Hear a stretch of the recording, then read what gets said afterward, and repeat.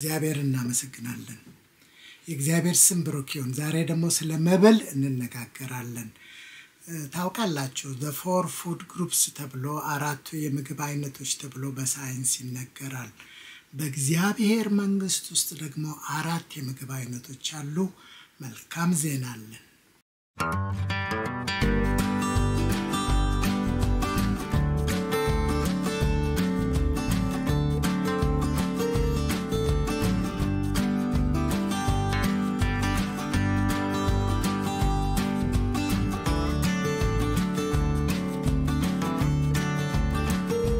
አራቱን የምግብ አይነቶች በእግዚአብሔር መንግስት ውስጥ የተሰጡንን እንመለከታለን። የመጀመሪያው መብል የምንበላው ነው። የምንበላው ምግብ ኒውትሪሽየስ የሆነውን ብንበላ ጥቅም ያለውን ሆል ፉድ የሆነውን ባላንስድ የሆነውን ኒውትሪሽየስ የሆነውን ጥቅም ያለውን ምግብ በመጠን አርገን ብንበላ ለሰውነታችን ይጠቅማል። ሰውነታችን ይታደሳል፣ ሰውነታችን ኃይል ያገኛል። ይሄ እንግዲህ ሁላችንም የምናውቀው የምግብ አይነት ነው። ሁለተኛው የምግብ አይነት ደግሞ ለየት ያለ ነው። የሚገርመው ነገር አዳምና ሔዋን ከኤደን ገነት የወጡበት በመብል ነው። አትብሉ የተባሉትን በመብላታቸው ነው። ጌታ ኢየሱስ እንደገና እኛን ለማዳን ወደ ምድር ሲመጣ ተራበ። በተራበ ጊዜ ጠላት የለመደውን ሲስተም ይዞ መጣ። አዳምና ሔዋንን በምግብ እንደጣላቸው ክርስቶስንም በምግብ ለማሸነፍ መጣ በመብል እና ይህንን ድንጋይ ዳቦ አድርገው አለው። ተርቧል ጌታ ኢየሱስ። ለተራበ ሰው ደግሞ የሚፈልገው ዳቦ ነው። አገርማችሁም ኤሳው ለያዕቆብ ብኩርናውን የሸጠው ተርቦ በምስር ወጥ ምግብ ነው እና ጌታ ኢየሱስንም እንደዚሁ ተርቦ አግኝቶት ይህንን ድንጋይ ወደ ምግብ ቀይረው ወደ ዳቦ ቀይረው ሲለው ኢየሱስ ክርስቶስ ሁለተኛውን የመንግስቱን መብል አስተዋወቀን። ምን አለ? ሰው በእንጀራ ብቻ አይኖርም ከእግዚአብሔር አፍ በሚወጣ በእግዚአብሔር ቃል ጭምር እንጂ አለ። እና ሕይወት የሚሰጥ የሚያጠግብ ምግብ ሁለተኛው ደግሞ የእግዚአብሔር ቃል ነው። ይሄ ስጋዊው ምግቦች ለአካላችን እንደሚጠቅሙ ሁሉ የእግዚአብሔር ቃል ደግሞ ለአእምሯችን ለነፍሳችን ይጠቅማል። ብዙ ጊዜ የሚገለንን ምግብ የምንበላው ሲደብረን ወይ ሲጨንቀን ወይ ሲያስደስተን ወይ ደግሞ ቦርድ ስንሆን የማይጠቅመንን የሚገለንን ምግብ እንበላለን።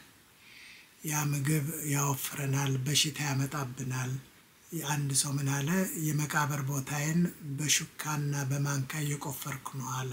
በመብላት ማለት ነው።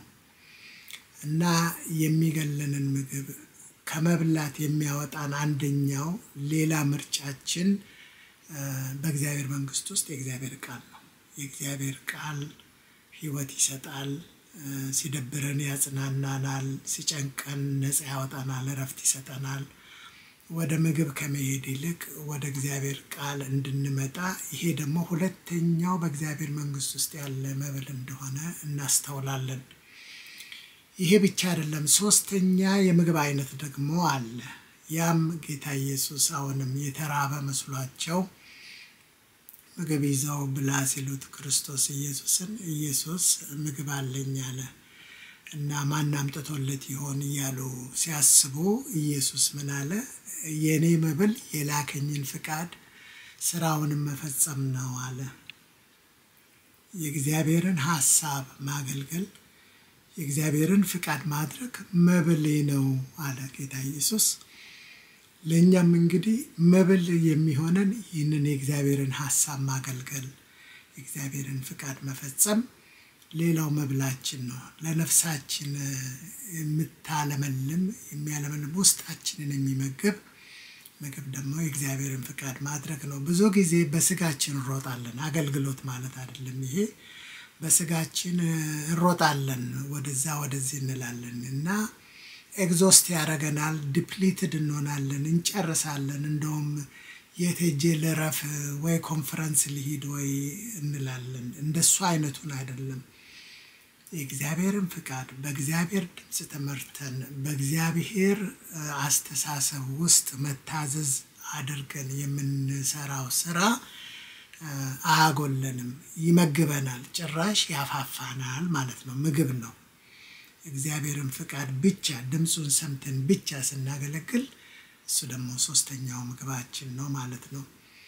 ይሄ ብቻ አይደለም፣ ሌላ ምግብ ደግሞ አለ። ሰው ከእግዚአብሔር የጎደለው ከኤደን ገነት የተባረረው በምግብ እንደሆነ ሁሉ ጌታ ኢየሱስ መጥቶ በዛ በምግብ አልወድቅም ብሎ ጠላትን ማሸነፉ ብቻ ሳይሆን ለኛ ተመልሰን ከእግዚአብሔር ጋር እንድንገናኝና መመለስ እንዲሆንልን የራሱን ስጋ ምግብ አድርጎ አቀረበ። ስጋዬን የበላ ደሜን የጠጣ ይላል ጌታ ኢየሱስ እና ተከፍሎ የእግዚአብሔር በግ ሆኖ ስጋውን ቆርሶ ደሙን አፍስሶ እኛ ሪስቶር አደረገን፣ ወደ እግዚአብሔር መንግስት አፈለሰን እና የክርስቶስ ራሱ ምግብ ነው፣ ይመግበናል።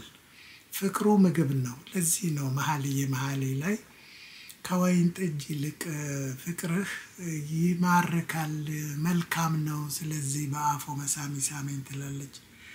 እና ወይን ጠጅ ለሰውነት ለፍላጎት የሚሆኑ ነገሮችን ሁሉ ያጠቃልላልና ያንተ ፍቅር ይበልጣል። ዳዊትም እንደዚህ ነው ያለው፣ ፍቅር ከህይወት ይበልጣልና ይላል። አማርኛው ትርጉም ምሕረትህ ከህይወት ይሻላል ይላልና የእግዚአብሔርን ፍቅር ሜዲቴት ስናደርግ በእግዚአብሔር ፍቅር ውስጥ ስንሆን ጉልበት ይሆነናል፣ ምግብ ይሆነናል፣ ለመንፈሳችን ምግብ ይሆነናል። ጌታ ኢየሱስን በእርሱ ላይ በፍቅሩ በማንነቱ በአብሮነቱ ፊስት ስናደርግ እና ስንመገብ ኃይል እናገኛለን።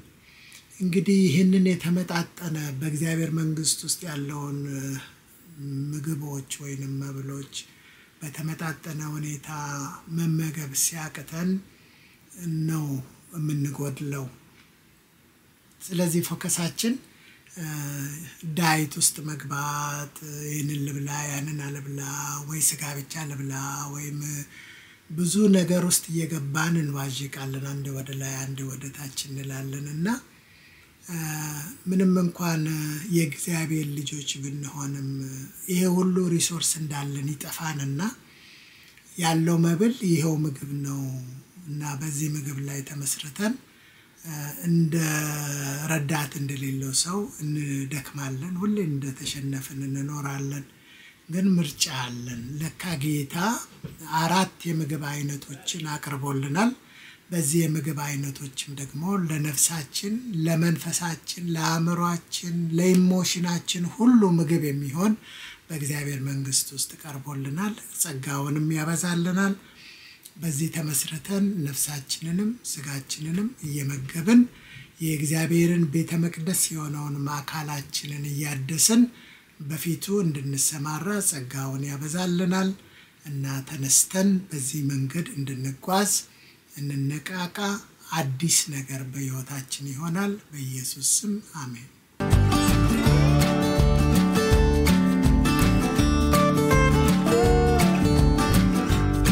የጻድቃን መንገድ ግን እንደ ንጋት ብርሃን ነው፣ ሙሉ ቀን እስኪሆን ድረስ እየተጨመረ ይበራል። መጽሐፈ ምሳሌ ምዕራፍ 4 ቁጥር 18። Thank you for listening. Please subscribe and share with your friends and family.